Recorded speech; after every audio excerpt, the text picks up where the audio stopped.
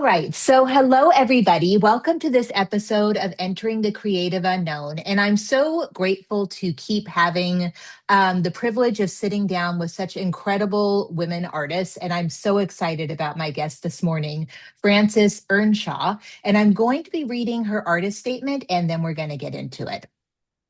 So, her artist statement reads, my small sculptural objects are made in response to nature and the energies of my body and bones. Each piece is a ritual in repairing and healing, entering the moment and finding my strength. I tend to enjoy making something which can fit in my hand. While I am making, I'm on a journey with that piece. Although I'm not going to see very far ahead during this process, so there are many surprises on my journey.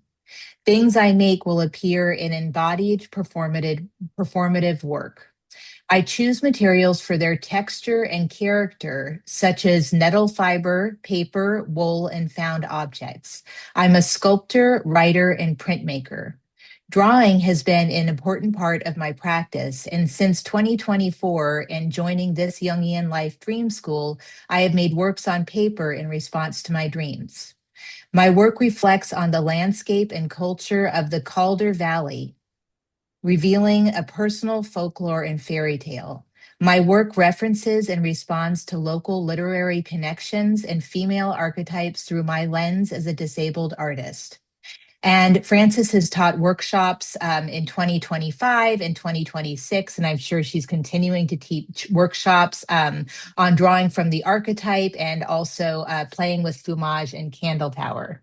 So thank you so much for joining me today. And I'm so intrigued by your artist statement. So we're just going to get into it. But the question that I always love to ask first, and then I really don't have a list of prepared questions, is how was your creative life birthed?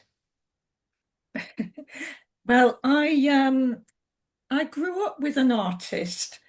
Actually, both my parents were very creative.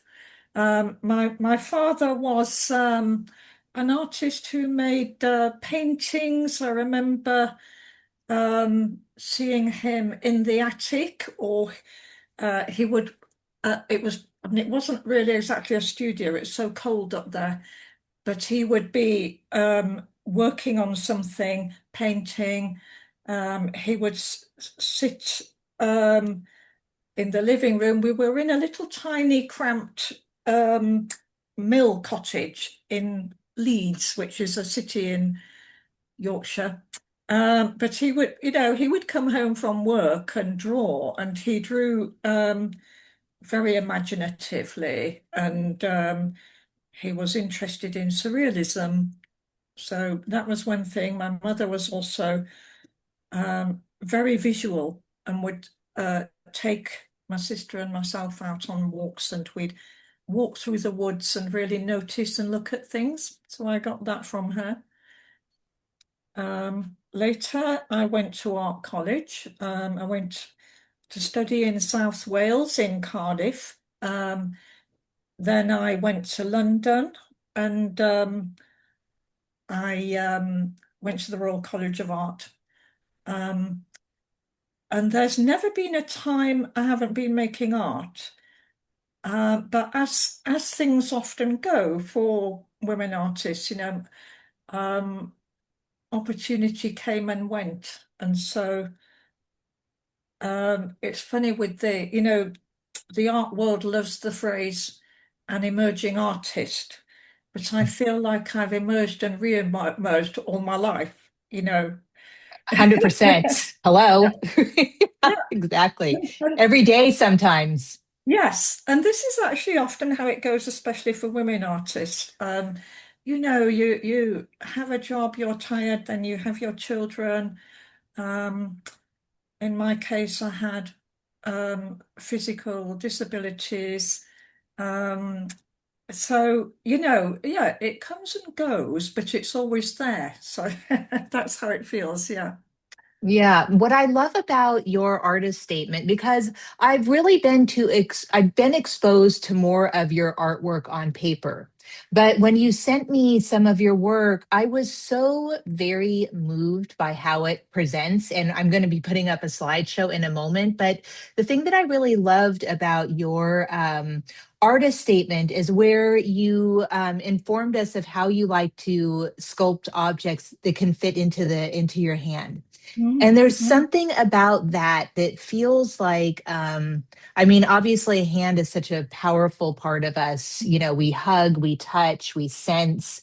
But there's something about just even before seeing your sculptures in the hand, which I'm going to put up in a moment, there's something about the hand is like this little womb almost. You know, I think about holding like a wounded bird in your hand or that's the feeling that I get of holding something so precious. So I'm going to begin putting up your slideshow, and I'd like you to just talk a little bit about what it means for you to create objects that are small enough to put in your hands, and maybe speak a little bit about that through this work. Yes, there's a small plane going by, so I hope that's not too noisy. Oh, I can't hear Um, it. It's fine. Good. Okay. Well, I'm looking at an image. I think that was called Woolen Heart, and that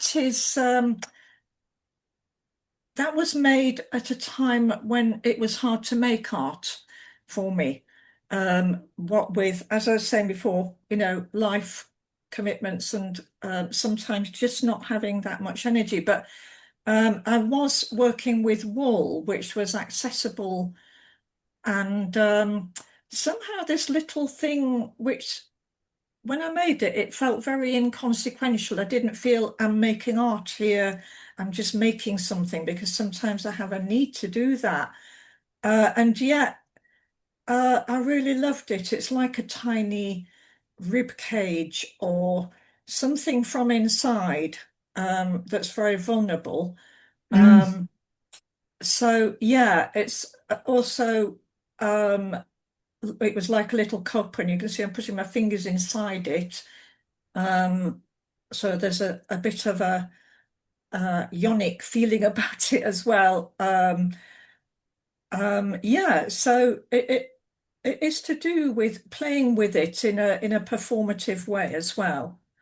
Hmm. Well, and you can see that in the way that you're holding it. It's, just the way that you're holding it is part of the piece. You're in this deep relationship with yourself through holding this. And, it's so funny because this is something that you could see, on somebody's table and not really know what it was. Maybe it's in the middle of a work or whatever it is, we don't really know what that is. But when you see it in relationship to you, and when I'm seeing it here, everything that you spoke about, the heart, the rib cage, thinking of, I see a cocoon. I feel this sense of like when a spider wraps up its prey, an egg. I mean, I could go on, and I do actually, I'm feeling this in my body right now. So the power of, when you have an intentional work, big or small. I mean, I feel like the smallest works can be the most precious works. And I just love this so much. It's just very powerful. So this was at a moment where, so this is just to go based on like, can you talk a little bit just about the practical structure of this? So is this wool? Yes, it's wool. It's actually mohair wool, and it's woven um, on a very tiny loom. And then bent around, and I drew the yarn through one end and drew it up, like a drawstring, with that same end of yarn that was on the piece of left over on the piece of weaving, and then sewed up. You can just about make out a seam under my thumb, which makes an indentation there. So it does in a way look cocoon-like or like a seed pod or that kind of thing. And it. it was part of that, just feeling something in my hands in the making, and then needing to have it in my hands when it's made. Oh, it's so beautiful, Francis. I love this piece. Okay, so the next piece has a little bit of a different feel to it. And it's so funny because I'm almost thinking, and I know that this isn't true, but like this feels a lot more masculine and the other piece feels Mm. very feminine. So let's speak about this piece. And it's even being held in a way that feels like the other piece felt like it needed to be entered. And to me, this feels like it needs to be contained. Mm. So That's interesting. Yeah. y- tell me about this. Well, this in the making had a very masculine energy because I was camping and there was a smithy. He just came to the camp and set up with the kind of that you could just. He said, "Do you want to come and have a go?" And again, when I was making that, I didn't think I'm making art here. And actually, this thing that I made, which is, you can see from the shadow above my wrist that there's a hook there. And I Mm, just thought I'll make a spiral with a hook on it and hang it on the wall. And for a wow. while, it hung outside my house. But then I just thought, I'm going to claim that. I'm going to claim that thing. And I had an exhibition coming up and decided to I'll put that in as well, And so Yeah. it became part of a series of, and I think I called it Ironheart, or, I'm not doing very well remembering the titles of my work. But it is heavy and it was very physical to make. So it's interesting you pick up on a masculine energy there. What is it made from? It's iron, it's wrought iron. Um, so it involved heating it and bashing it. And this smithy had to show me how to hit it because otherwise the hammer that you're hitting it with, it kind of rings and it will stress your joints. So you need to take a swing at the hot iron to shape it, using the gravity of the drop. So I just remember that I got a bit better as time went on, but yeah, that was physical making that Yeah, piece. and it's also so like it's vibrational. I mean, this is a Yeah. really the physical act of it and how the energy moves when it's alchemical, it's vibrational. So when you finish a piece like this, or actually, let's talk about any of the pieces that you're making, but I'm thinking especially of the two pieces that we've looked at now. How does it live in your body? And what's the imprint? Like, is there an imprint that continues to be carried with you after the piece is done?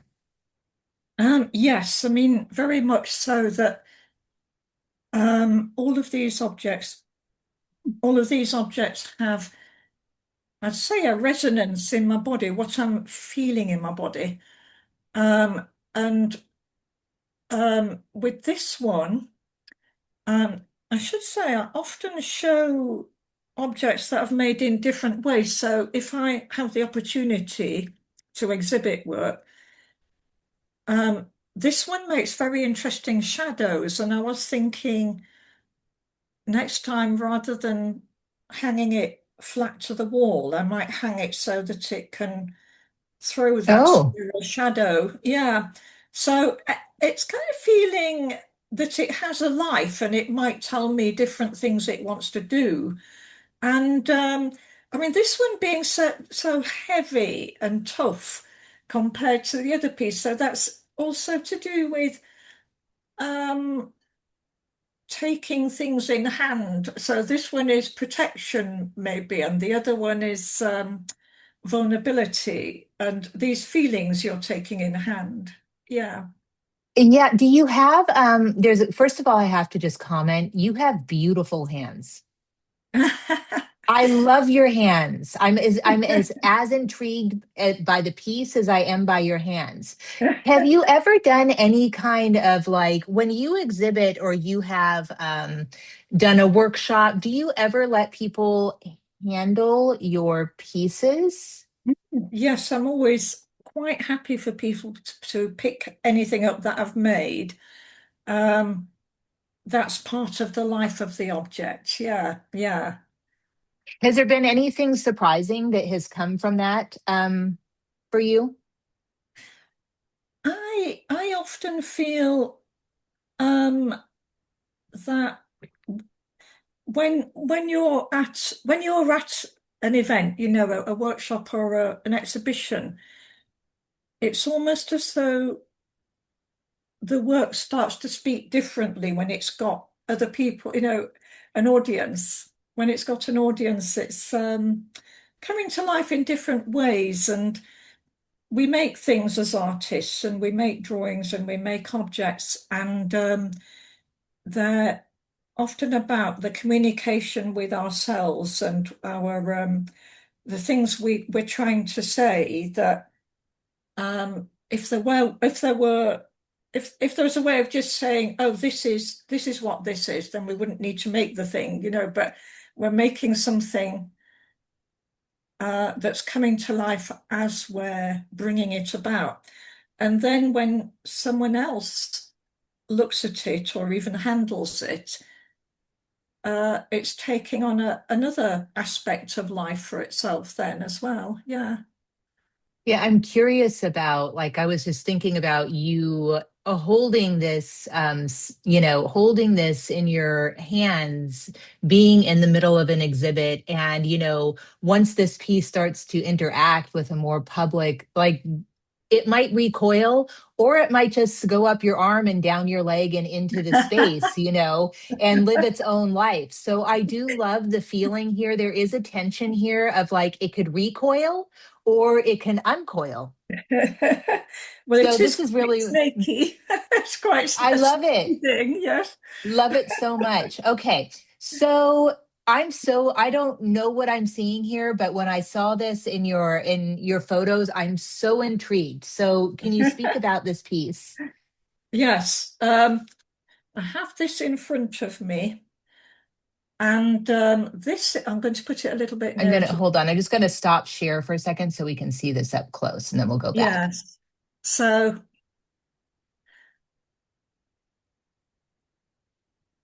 I'm Oops. uncoiling this one now.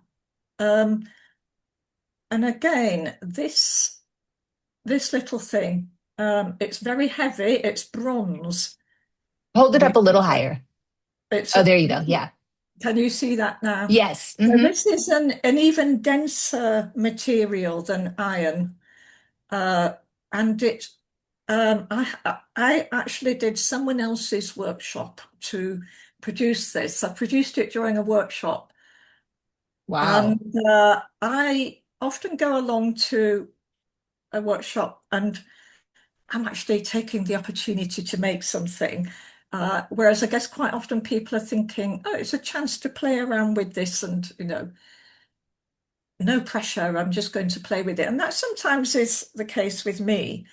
But I've had an idea and I wanted this to be this thing that you see here.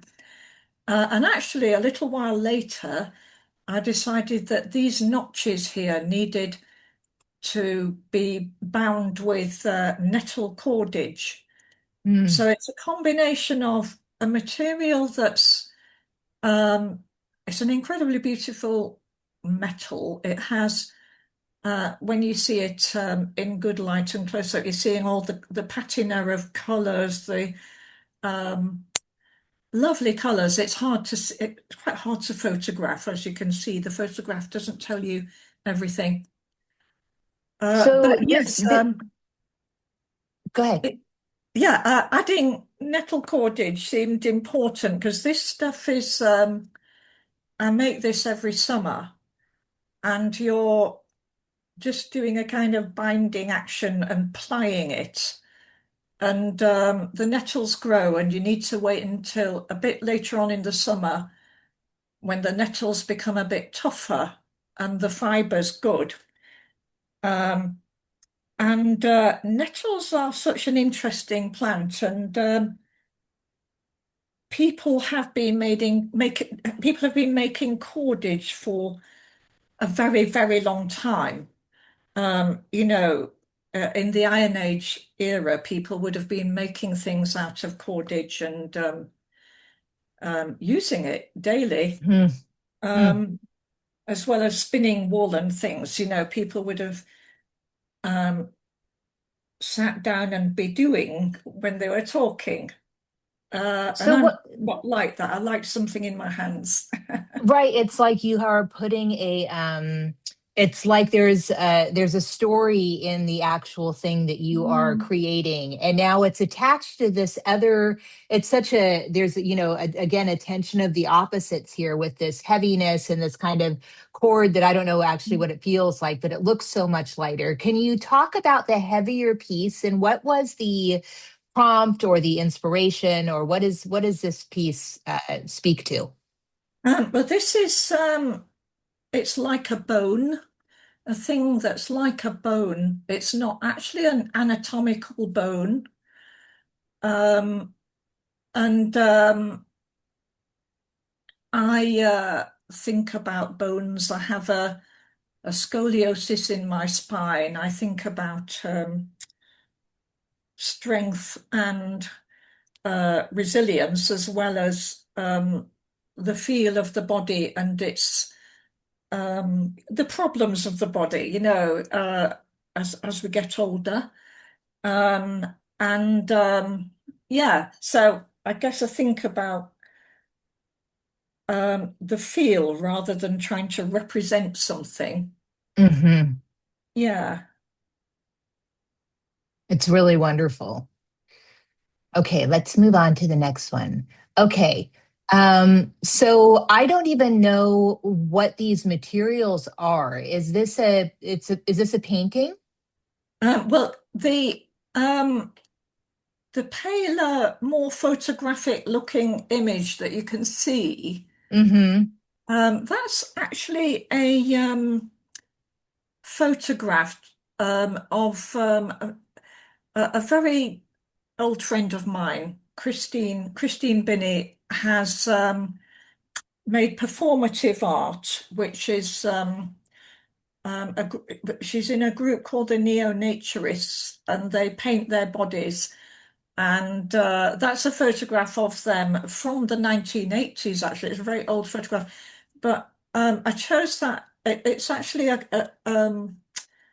digitally edited group of images, this.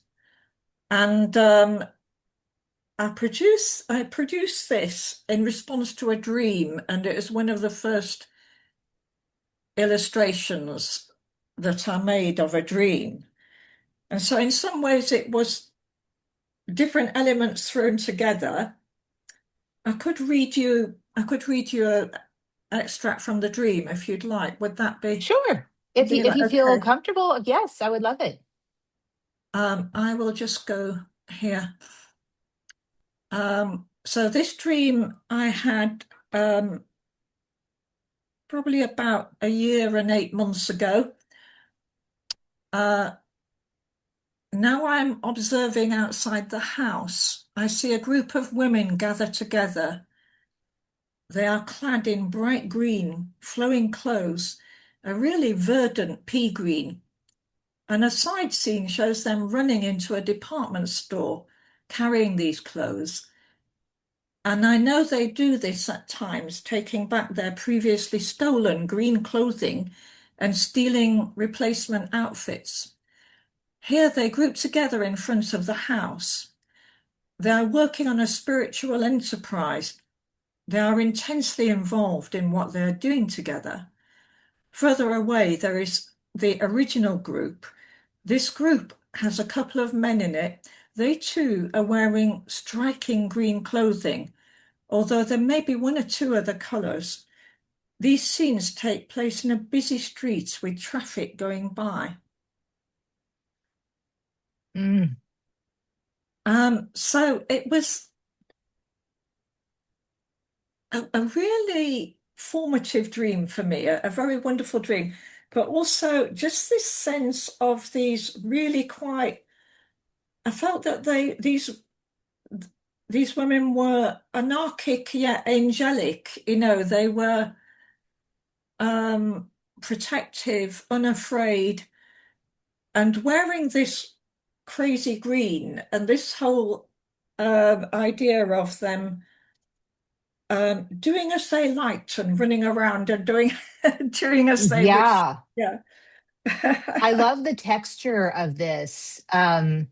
And especially this this gridded piece that looks like, to me, it looks like folded fabric is what it feels like to me. Yes. And it's just it's and I love the idea of when you're looking at this in the layers, you do feel like you're sort of peeking into. I said this about somebody else last week, but I love when a piece makes me feel like I'm time traveling. And I sort of feel like Yeah. that. Just look at, or I'm curious. I'm very curious about your friend that's Yeah. sitting in the background, and what she's looking towards, and what's happening. This has a really denim feeling to it, Yeah, it does a like bit with denim. that. So, Yeah, I yes. love it. I love the layers. It's so wonderful. What does the color green like this mean to you? Well, it was strange, really, because when I was thinking about what that green was really like in that dream, it was, I thought, oh, good grief, this bright, bright green. And I kind of loved it. Um, something about the pouring out in spring and taking that boldness, and yeah, something to do with how alive these women were in this dream Yeah. and I the really like the complexity idea of of it the, somehow. yeah, exactly. And I like the idea of, the green is so bright and it's so present. And, if this were bright red, it would be a totally different thing. It's like, instead of it being a warning, it's sort of like a demand to be seen in all of its glory, whatever it Yes, is. And it's yes, an action word. Green is like go. It's like yes, green is go. So that's yeah. that's really wonderful. Okay. So let's So talk about, is this you? this is actually my trans son, and it's a pencil drawing, a very small drawing, and again, it was about the feelings rather than representation. I mean, it does look like cobalt, but it's this feeling, all the texture, the amazing hair. Um, The yeah. hands. And the markings around. So I guess strength and delicacy, but at the same time, representing something beyond a personal portrait, I think, as well. Just trying to capture um, some kind of essence, yeah. I love the feel of the sleeve. You have such a soft sleeve here, but there's like a corset, right? Yes, And yes, that's just such a, I think about it when we see people wearing corsets, it is this idea of like this binding in, but lots of times these billowy shirts that come out the top. And it's such yeah, an interesting yes, yeah. thing. And the bottom to me almost looks like a cityscape. Yes, it does, doesn't it? Yeah. It's very gathered and kind of loose. In fact, it's pajama trousers, but I've definitely draw every bit of the drawing is exaggerating some quality, Mm. just maybe again, like the previous drawing, the green clad women, something to do with being clad and holding an energy and stating yourself. Well, Yeah. and even it's so interesting because this is you know, like a portrait, but there is so much, like for me, there's so many different things I could go to. Like I just said, the cityscape, and also underneath their elbow, there's this, it looks to me like a bridge. Can you see that? Yes, yes. It's just beautiful. There's so much here that I could just spend hours in this. You really Yes, capture so many beautiful textures. yeah, things going on in the hair and definitely almost like windows in those trousers. Yeah, sort of Right, exactly. That's what it looks like.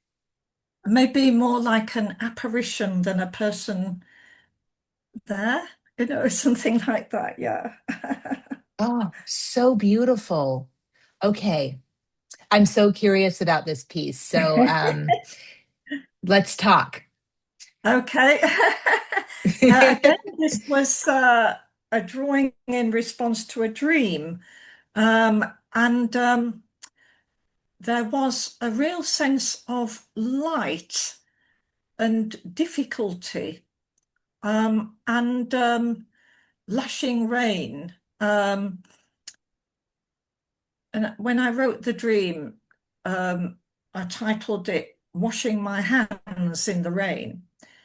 And I did the drawing and then placed a cutout picture from a magazine on top. But I never actually wanted to glue it down. I just wanted it to be there. Um, so again, it's, I think, like a lot of things that I do and make,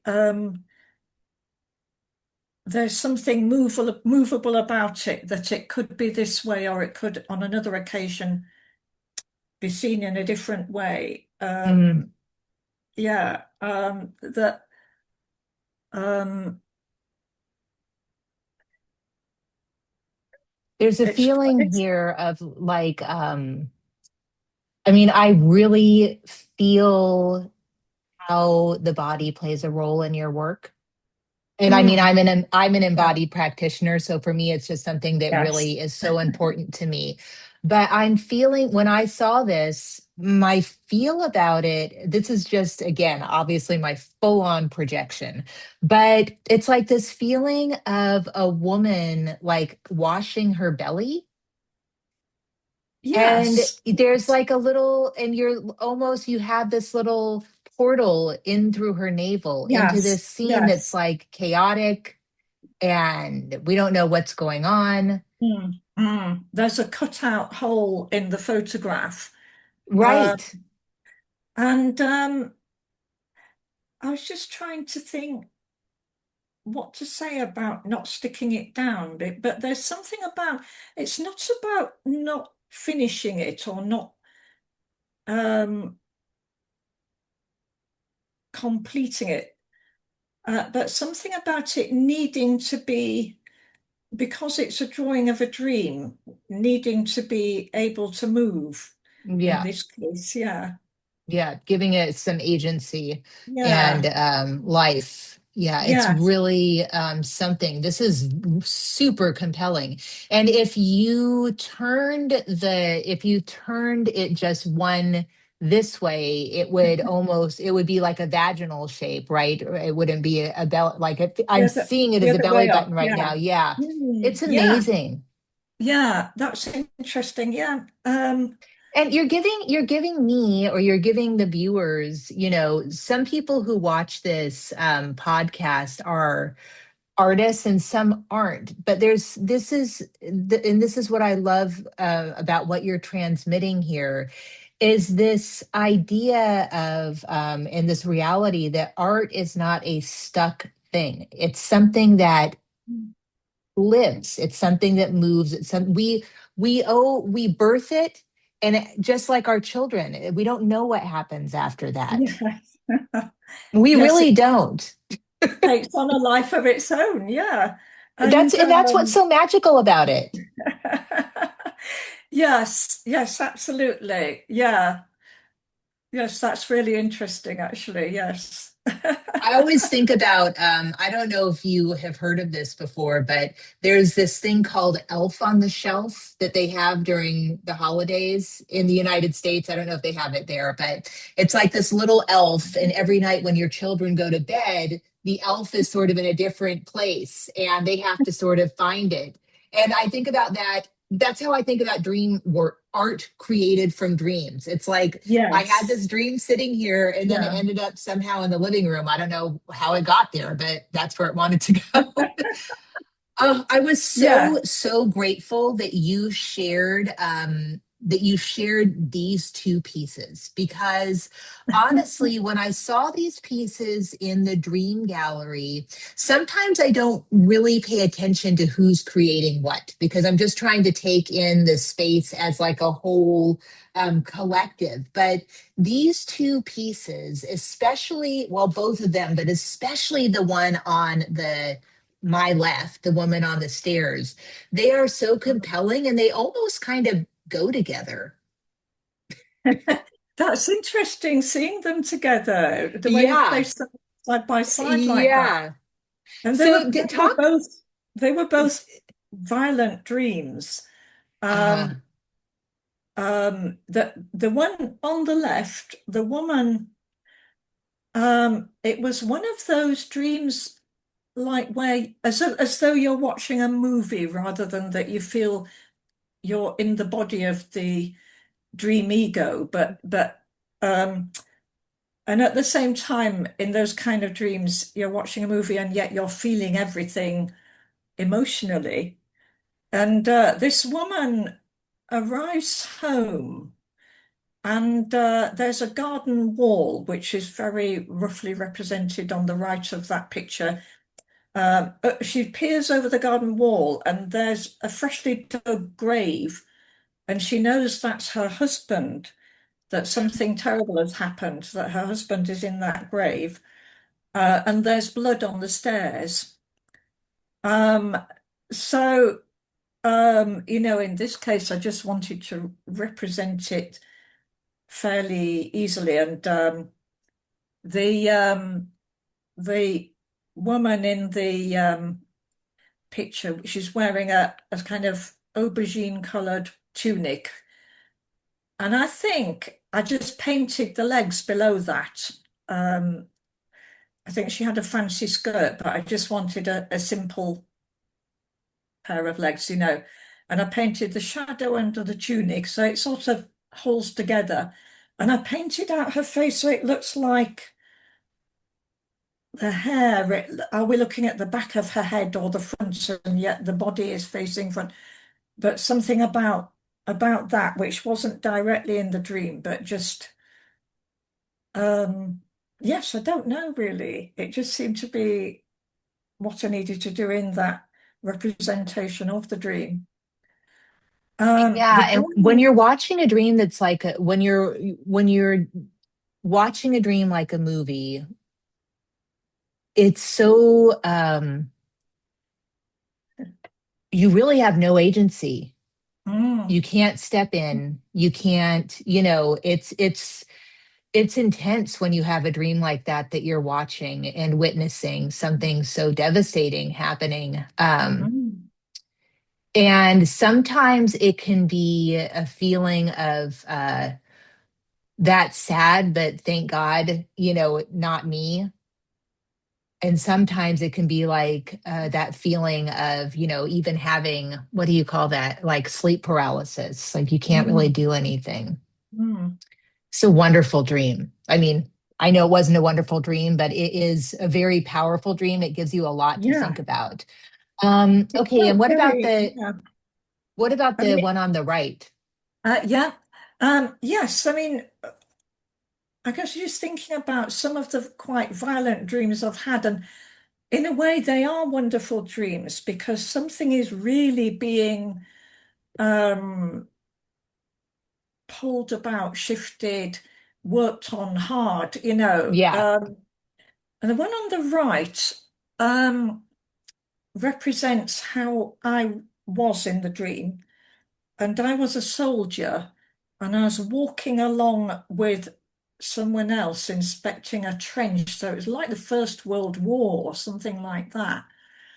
And I just remember I was wearing this big army coat, but I had this animal head over my head and down, like fur down the back.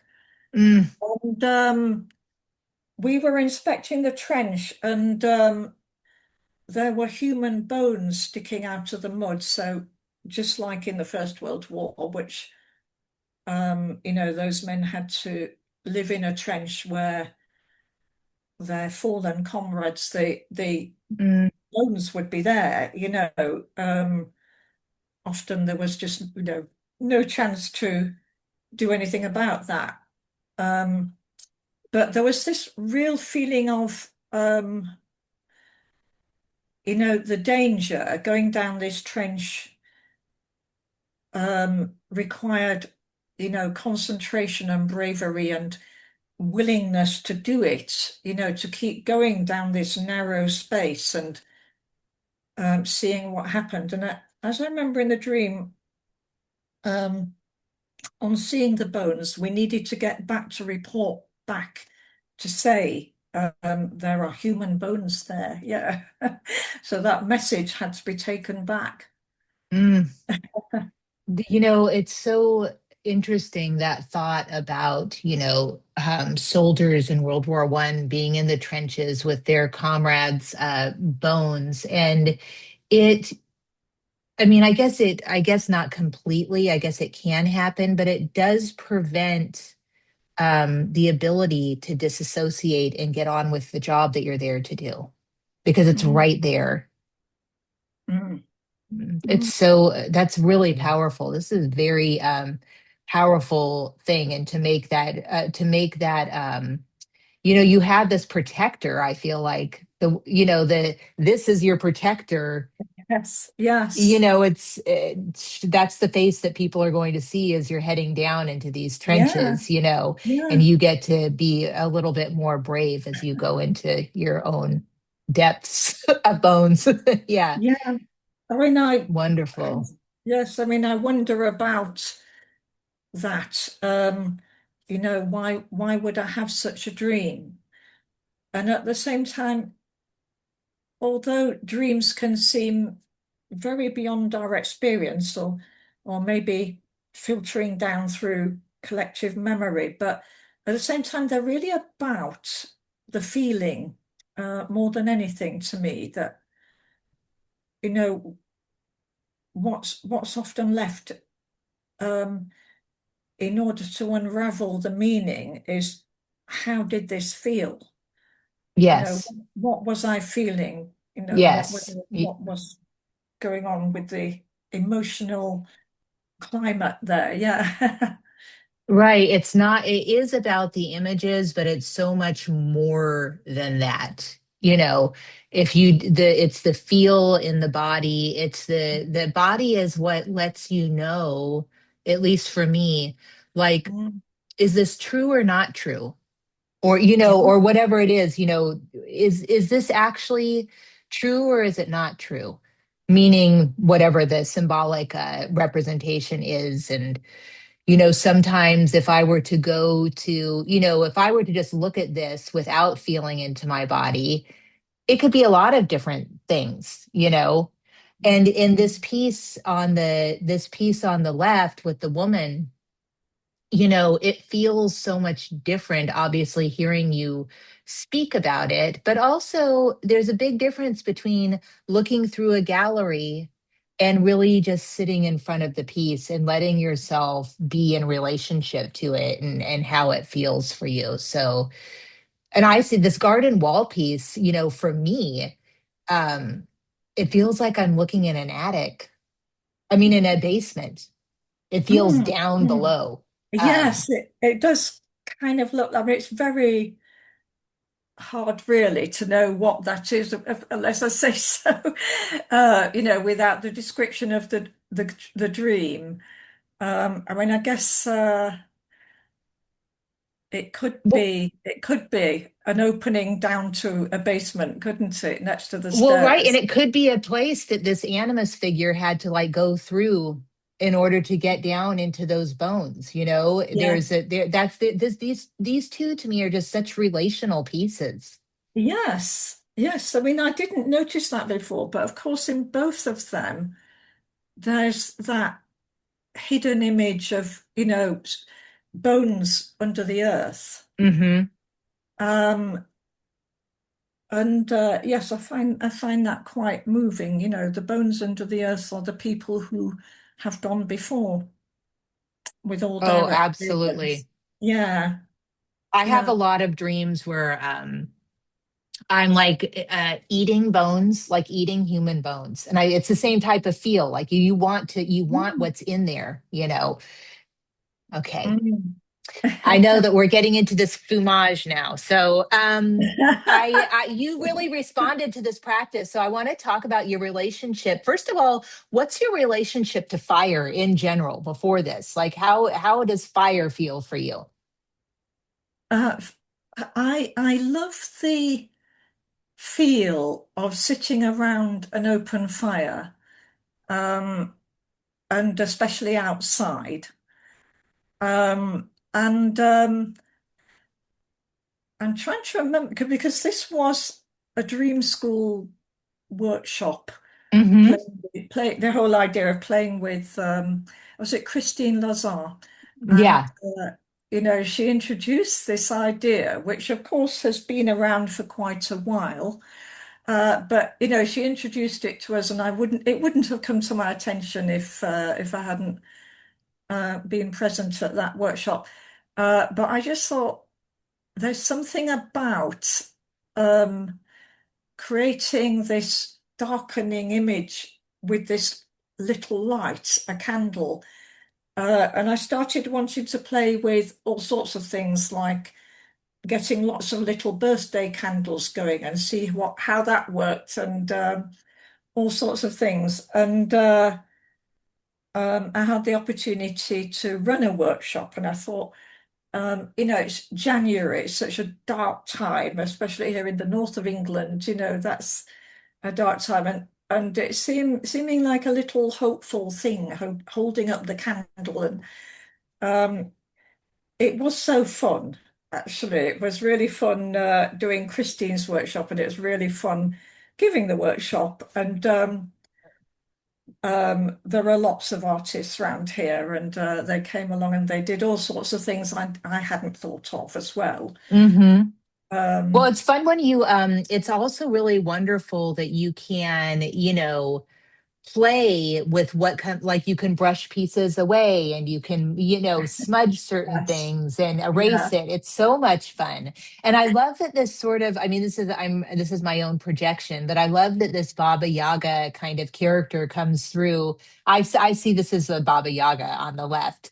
But how did this image emerge, like when you were relating to, is this from the workshop or this is after the workshop? The It's this, workshop's on the right. yeah, the face with the strange nose. That wasn't a fromage, but it was again, it was inspired by a dream, and it was a Hmm. really little fragment of a dream Mm. that was just funny. Actually, just all that came through was I found I could do weird things with my nose. But when I came to represent it, I really spent a long time on these very strange marks and the face being so strange, which was quite odd, really. But I just kind of lost myself in the mark making. And it could There have is been a a really throwaway drawing, this little fragment of dream. But it somehow felt I just kind of went into the zone with this, this idea of the face and the feel of this nose that can do strange things. Yeah, there are, well, first of all, there's so many textures in this. And I had this feeling of sort of um like Egyptians when when they like de-mummify their faces. It sort of has that feel to it, like the darkness, the eyes, even the way that the mouth is kind of held reminds me of that a lot. um but I love that you have it's almost like mosaic in some parts. It's really quite beautiful, and I wonder what Yeah, that nose means. I know, isn't it? Quite strange. Yeah. But yes, I mean, it is, it's almost like I came away from thinking about either my face or even a human face, but just this, design or representation. Um, Yeah, but of- it's very dark. I mean, it feels yeah. like it's been under the earth. I guess Yes. that's what I'm trying to say. It feels like it's been under Yes. the earth. Yes. Wow. Perhaps if you dug down and found an ancient mosaic there of this Right. face. Exactly. Mm. Yeah. Love.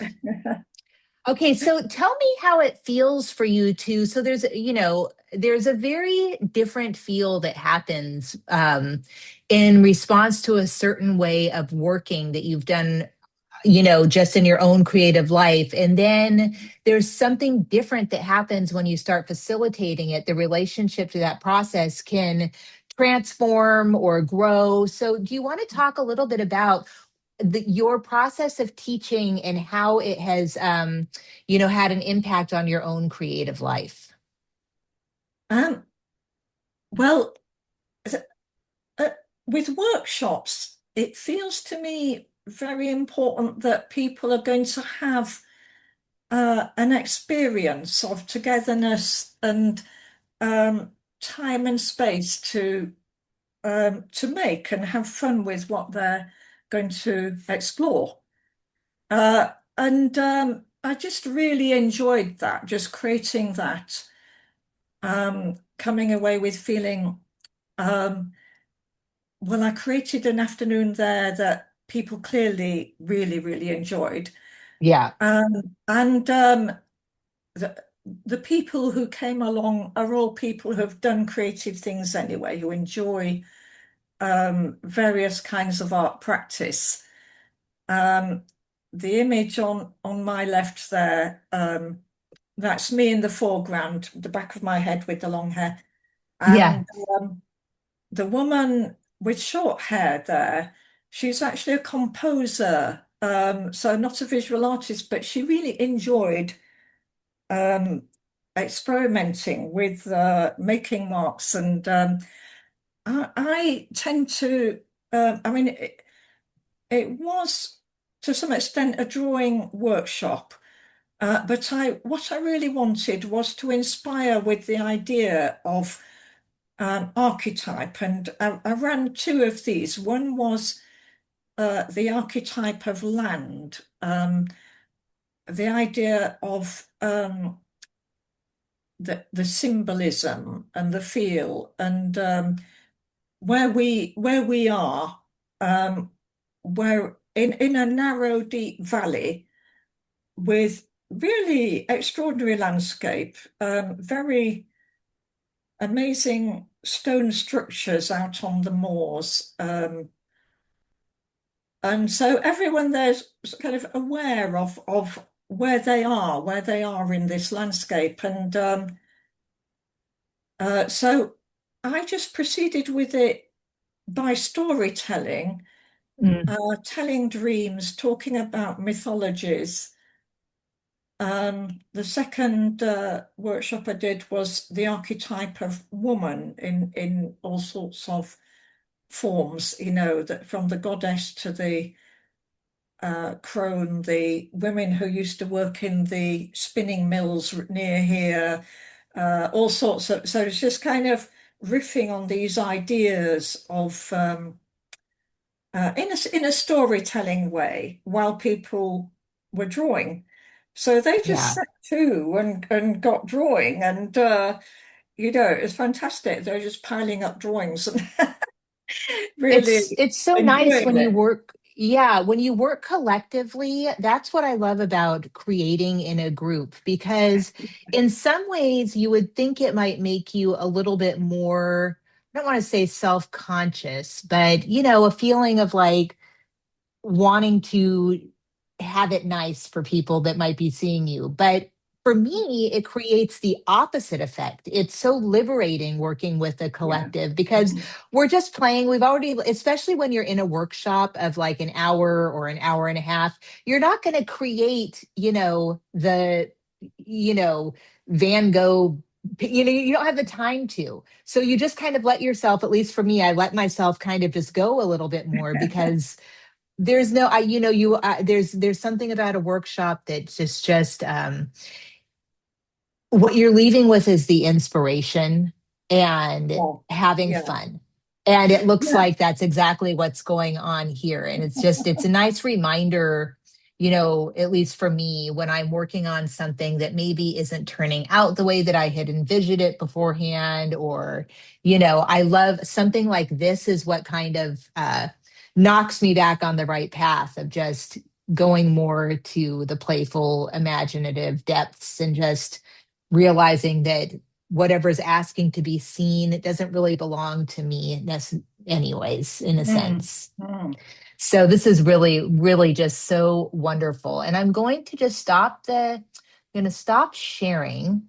And before we wrap up, I just want to give you an opportunity to, first of all, say anything else that needs to be said, but also, how can people, what's coming up for you? How can people engage with your work and anything else that you want to say? Um, I must admit, I'm having a very quiet time.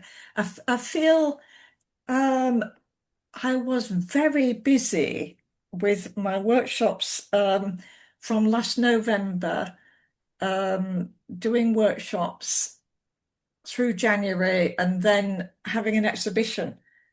But um, I'm an avid user of Instagram, so when I'm next showing something, I always put a lot of warning on there if people Yeah, can come, and yeah, also sharing images. I mean, I think probably most people feel, um, there are downsides to social media, but it's actually very useful for artists just looking at images, seeing what people are doing, what your friends are doing, having some response. And, just thinking about workshops, often it's just that feeling of togetherness where you're just quietly working and people are there, right there. And sometimes there's a little chat and um, sort of extra noise of scribbling pencil. So, but in a way, I think Instagram is a bit like that, that